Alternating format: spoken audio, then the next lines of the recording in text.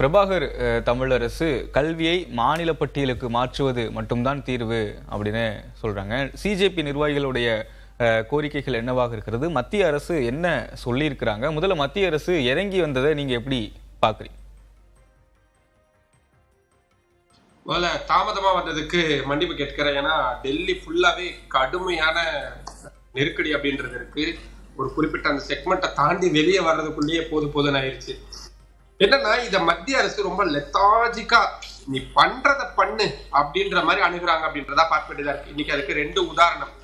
நேற்று இரவு திடீர்னு பிரைம் மினிஸ்டர் நரேந்திர மோடிக்கு என்ன தோணுச்சுன்னு தெரியல, ஒரு இன்ஸ்டாகிராம் வீடியோ மித்ரோன் அப்படின்னு பேசி வழக்கம் போல ஒரு வீடியோ ரிலீஸ் பண்றாரு. இன்னைக்கு மத்திய கேபினெட் நடக்கும், அதில் நாங்க பல அதிரடியான முடிவுகள் எடுக்க போறோம் அப்படின்ற ஒரு விஷயத்த சொல்லியிருந்தாரு. சரி, நம்ம என்ன நினைச்சோம், ஒருவேளை ஆர்டினன்ஸ் கொண்டு வருவாங்க போல இருக்கு, இல்லாட்டி வேற ஏதாவது தீர்வு கொண்டு அதைத்தான் பண்ண போறாங்க. சரி, இப்போ மீண்டும் இவங்க என்ன சொல்றாங்க, கடுமையான தண்டனைகள் கொடுக்கப்படும், அபராதம் அதிகமா விதிக்கப்படும். இப்படி பண்றதன் மூலியமா இந்த நீட் தேர்வு பிரச்சனைகள் எல்லாம் சால்வ் ஆகுமான்னு கேட்டா நிச்சயமா கிடையாது. உதாரணத்துக்கு ஒரு வீடு இருக்கு, அந்த வீட்டுல போய் கொள்ளையடிச்சீங்க அப்படின்னா உங்களுக்கு ஆயுள் தண்டனை கிடைக்கும் அப்படின்னு சும்மா ஒரு சட்டம் இருக்கு. ரிஸ்க் எடுக்கணும்னு நினைக்கிறவன நினைப்பான், ஆனா மாட்டினாதானே பிரச்சனை, மாட்டாத வரைக்கும் நமக்கு லாபம் தானே, அவன் தொடர்ச்சியா திருடுறதுக்கான முயற்சி பண்ணிக்கிட்டே இருப்பான். ஆனா அதுவே அந்த வீட்டை சுத்தி கடுமையான ஒரு பாதுகாப்பு ஏற்பாடுகள்லாம் போடுறது, சிசிடிவி கேமரா வைக்கிறது, உள்ள போனாலே ஒரு அலாரம் அடிக்கிற மாதிரியான செக்மெண்ட்ஸ் எல்லாம் வைக்கும் பொழுது அந்த திருட்டு நடக்கிறதுக்கான வாய்ப்பு ரொம்ப குறையும். இப்போ இவங்க பண்ண வேண்டியது அதுதான். இப்ப நீட் வினாத்தாள் கசிவு இல்லாட்டி இந்த வினாத்தாள் கசிவு விவகாரங்கள்ல நடக்காம எப்படி இருக்கும் தடுக்கணும்ன்றதுதான் அவங்க பண்ணணும். இவங்க என்ன பண்றாங்க, நடந்துட்டா அதுக்கப்புறமா நடக்கக்கூடிய அந்த கான்சிக்வன்சஸ்குள்ள போறாங்க. இது என்னைக்குமே தீர்வு வரப்போறது இல்லை, ஒரு விஷயம். ரெண்டாவது, இன்னைக்கு கேபினெட் நடந்துச்சு சார். நானும் அந்த கேபினெட் பிரீஃபிங்க்கு போயிருந்தேன். அஸ்வினி வைஷ்ணவர்கிட்ட கொஸ்டின் கேட்கறாங்க, எல்லாருக்குமே ஒரே ஒரு கேள்விதான். இன்னைக்கு இந்த போராட்டம் பத்தி கேபினெட்ல என்ன பேசுனீங்க? பிரைம் மினிஸ்டர் நரேந்திர மோடி நேற்று நைட்டு வீடியோ போட்டிருந்தாரு, இன்னைக்கு என்ன பேசுனீங்க, என்ன அவுட்கம் வந்திருக்கு அப்படின்னு கேள்விகளை வாங்குறாரு, சிரிக்கிறாரு. அந்த சிரிப்பை பாத்தீங்கன்னா தெரியும், அப்படி ஒரு நக்கலான சிரிப்பு. தர்மேந்திர பிரதான பதவி நீக்கிறதுக்கு எதுவும் பேசிருக்கீங்களான்னு கேட்டா அப்படி ஒரு நக்கலான சிரிப்பு. அதுக்கப்புறமா கேபினெட் பிரீஃபிங்ல கேட்ட கேள்விகளுக்கு எதுக்குமே பதில் சொல்லல. அந்த ரயில்வே துறை சம்பந்தமான கேபினெட் டிசிஷன் சம்பந்தமான விஷயங்களுக்கு மட்டும் அச்சா சூப்பர் கொஸ்டின் அப்படின்னு கேட்டு பதில் சொல்லிட்டு ஒரு அக்னாலஜ் கூட பண்ணல. இல்ல இது சம்பந்தமா இன்னொரு நாள் நாங்க பேசுவோம், இல்ல இதை நாங்க விவாதிச்சிருக்கிறோம், ஏதாவது ஒரு வார்த்தை சொல்லிட்டு போகணும். ஒட்டுமொத்த நாடும் இன்னைக்கு என்ன பண்ண போறீங்க, ஏன்னா கொடுத்திருக்கிற வாக்கு பிரைம் மினிஸ்டர் மோடி கொடுத்த வாக்கு, இன்னைக்கு கேபினெட்ல நாங்க டிசிஷன் எடுக்க போறோம் அப்படின்னு. அப்ப நிச்சயமா ஏதோ ஒண்ணு பேசியிருப்பாங்க. அப்ப இந்த போராட்டத்தை உண்மையாலுமே முடிவுக்கு கொண்டு வரணும், சுமூகமா இருக்கணும், மாணவர்கள் எல்லாம் அவங்க வீடுகளுக்கு போகணும், இந்த இறுக்கமான சூழலை கொஞ்சம் தளர்வு ஏற்படுத்தணும்னு நினைச்சிருந்தாங்கன்னா ஒரு நம்பிக்கையான வார்த்தைய இன்னைக்கு கொடுத்திருக்கணும். இன்னைக்கு 2வது முறையா பேச்சுவார்த்தை அப்படின்றது போகுது. பாஜகவுடைய அவங்க எப்படி சொல்றது, எதுக்குமே நாங்க வளைய மாட்டோம், எங்களை வீழ்த்தறக்கு யாருமே கிடையாது, இன்னும் 50 ஆண்டுகளுக்கு நாங்க தான் நாட்டை ஆட்சி செய்ய போறோம் அப்படின்னு அவ்வளவு மெதப்போட பேசக்கூடியவங்க இன்னைக்கு இந்த போராட்டம் நடத்திட்டு வரக்கூடிய அந்த நிர்வாகிகள்கிட்ட நாளைக்கு சாயந்தரம் வரைக்கும் எங்களுக்கு டைம் கொடுங்க, தர்மேந்திர பிரதான நீக்கிறதா வேணாமா அப்படின்ற ஒரு டைம் கொடுங்க அப்படின்னு டைம் கேட்டு வராங்க. பிரபாகர் சொன்னதுல இருந்து நான் கொஞ்சம் வித்தியாசப்படணும்னு நினைக்கிறேன். இவரை நீக்கிறதன் மூலியமா எல்லாம் சரியாயிருமா அப்படின்ற ஒரு கேள்வி எல்லாருமே கேட்டுக்கிட்டே இருக்கிறாங்க. இப்ப இந்த போராட்டங்களுக்கு பாலிவுட்ல இருந்து திடீர்னு பார்த்தா எல்லாம் சச்சின் டெண்டுல்கர் தொடங்கி சல்மான் கான் வரைக்கும் எல்லாரும் ஆதரவு தெரிவிக்கிறாங்க. இப்படி எல்லாம் பேச மாட்டாங்களா இவங்க, வேற மாதிரி பேசக்கூடிய ஆட்கள் ஆச்சுன்னு யோசிச்சுக்கிட்டே இருந்தோம். இப்ப என்னன்னா இது ஒரு டிராப். இப்ப மத்திய அரசு ஏதோ இப்ப இந்த 10 ஆண்டு சிறை தண்டனை, 10 கோடி ரூபாய் அபராதம்ன்ற மாதிரி ஏதோ ஒன்று கொண்டு வராங்கன்னு வச்சுக்கோங்களேன். அதை வச்சுக்கிட்டு நீங்க கேட்டதுதான் மத்திய அரசு பண்ணிட்டாங்கல்ல, இன்னி எதுக்கு போராட்டம் பண்ணிக்கிட்டு இருக்கீங்கன்னு எந்த செலிபிரிட்டி சப்போர்ட் பண்ணாங்களோ அவங்கள வச்சு அப்போஸ் பண்ண வைக்கிறதுக்கான ஒரு டிராப் தான் இது பண்ணிக்கிட்டு இருக்காங்க. ஃபர்ஸ்ட் விஷயம். ரெண்டாவது, இவங்க கேட்கறது என்னது, தர்மேந்திர பிரதான ராஜினாமா பண்ண சொல்லுங்க, அவர் பதவி என்ன இப்ப கெட்டு போச்சு. இப்போ இன்னொரு நம்ம ஸ்கூல் விஷயம் காலேஜ் விஷயம்ன்றதால அதை ஒட்டிய ஒரு உதாரணம் பார்ப்போமே. ஒரு கிளாஸ்ல ஒரு கிளாஸ் லீடர்னு ஒருத்தவங்க டீச்சர் போடுறாங்க. அந்த பையனோட வேலை என்ன, அந்த கிளாஸ ஒழுங்கா பார்த்துக்கணும், யாராவது பேசுறாங்கன்னா போய் பேர் எழுதி வைக்கணும், மேடம் கிட்ட சரியா ரிப்போர்ட் பண்ணணும். சும்மா இது உதாரணத்துக்கு தான் சொல்றோம். ஒருவேளை அந்த பையன் லீடரா இருக்கிறப்போ மத்த பசங்க எல்லாம் அந்த பையனோட பேச்ச கேட்காம தாறுமாறா இருக்கிறாங்க அப்படின்னா டீச்சர் என்ன பண்ணுவாங்க, சரி பரவாயில்ல பையன், எனக்கு ரொம்ப பிடிச்சிருக்கு, நீயே இரு, கிளாஸ் எப்படி கெட்டு போனா பரவாயில்ல, நீயே இருப்பான்னு சொல்லுவாங்களா? இல்ல இவன் பொறுப்பை சரியா கவனிக்கல, இவங்கிட்ட இருந்து இன்னொருத்தனுக்கு மாத்தினாதான் புதுசா வரக்கூடியவனுக்கு ஓகே நம்ம தப்பு பண்ணோம்னா டீச்சர் நம்மள மாத்திடுவாங்கன்ற ஒரு பயம் இருக்கும். பொறுப்பா இப்ப அதுதான் சார் எக்ஸ்பெக்ட் பண்றது.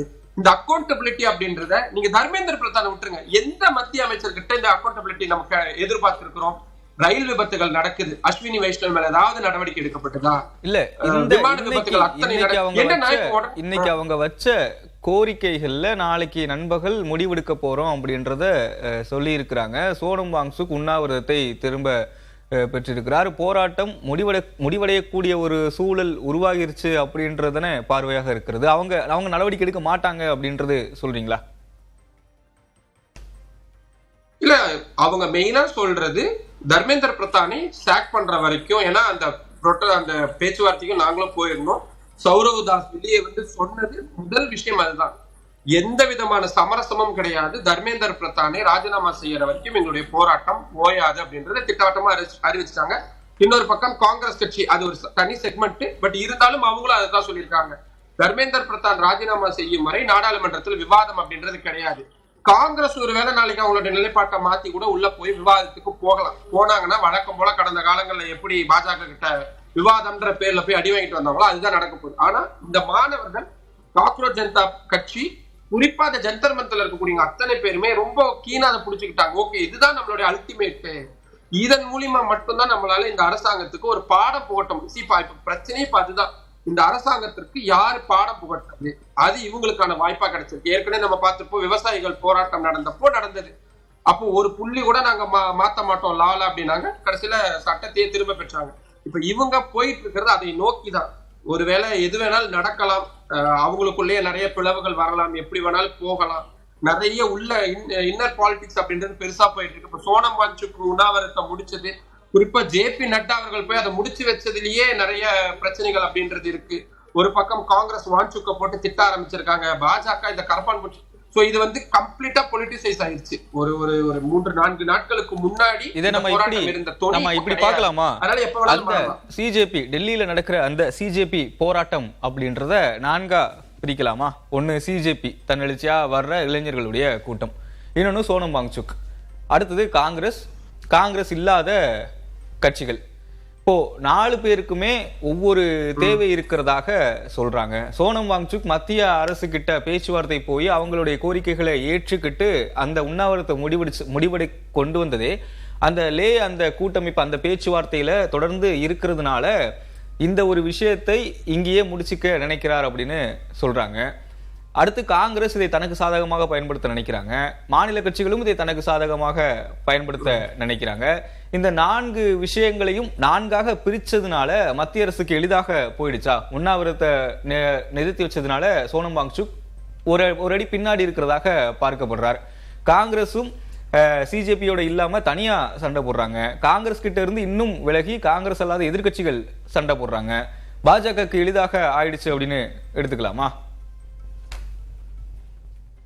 இல்ல, இதுல 5வது ஒரு பகுதியும் நான் சேர்க்கணும்னு விரும்புறேன். அதை நிறைய பேர் மிஸ் பண்ணிட்டு இருக்கிறோம். நீதிமன்றங்களுடைய ரோல் அப்படின்றது இந்த விவகாரத்துல என்ன அப்படின்ற கேள்வியை நிச்சயமா எழுப்ப வேண்டியதா இருக்கு.